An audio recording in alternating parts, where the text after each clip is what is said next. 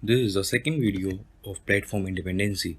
In the previous video, we learned that to implement the platform independency, Sun Microsystem has to create a new model from scratch, where the execution of a compiled program does not depend over any platform.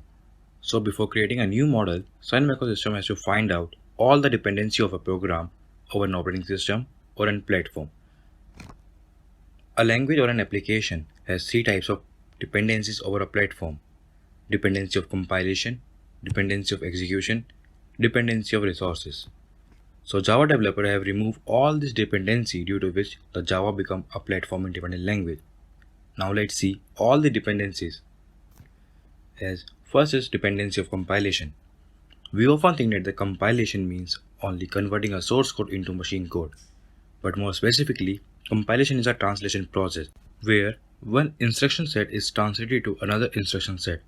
As before Java, there are two types of compilation.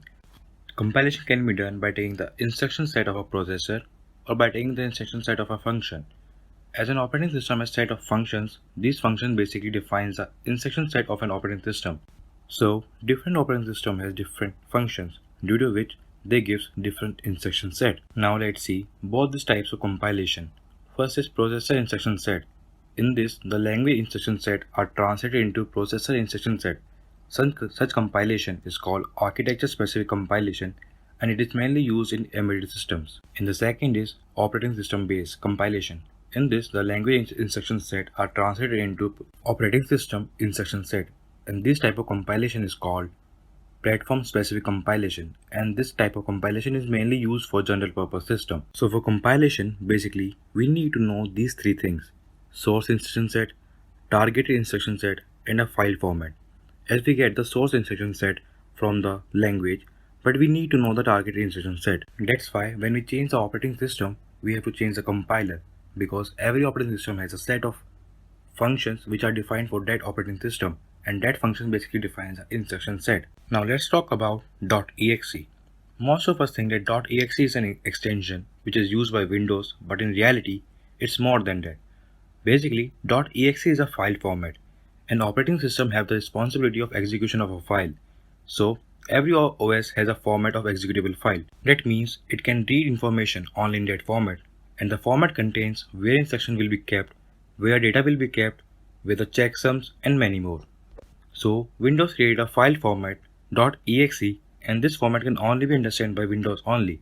If we use this .exe format in another platform, then those platforms get failed to understand this format. Over here, we have a C source code, and we will use VC++ compiler. C instructions are translated into Windows function calls, basically, which is instruction set of Windows and stored in a file as per .exe file format of Windows. So to implement the platform independency compilation, Sun Microsystem cannot use this specific platform instruction set.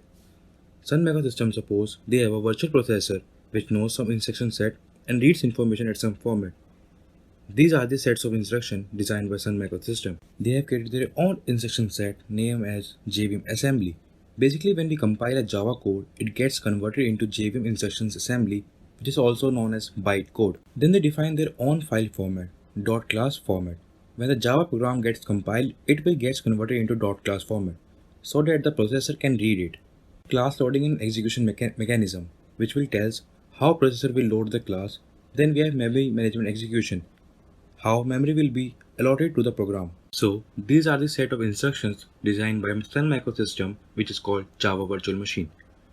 As many of us have confusion with the Java Virtual Machine, we often think that the JVM executes our Java code, but that's not how it works. In Java Virtual Machine, virtual basically means not physical existing as such, but made by software to appear to do so. As JVM, it's just a documentation of a software, or we can say name of an orientation specifically written on a paper. That's it, not more than that. Now we have a target instruction set in a file format. Now we can compile our Java source code. Now the Java source code will be compiled using the Java compiler, which is known as Java C. Java instructions are translated into JVM assembly instruction set and stored in a file as per .class format of JVM specification. So this is how we achieve the platform independency compilation. Through this, Java removes the dependency of compilation of a source code on any platform. In the next video, we will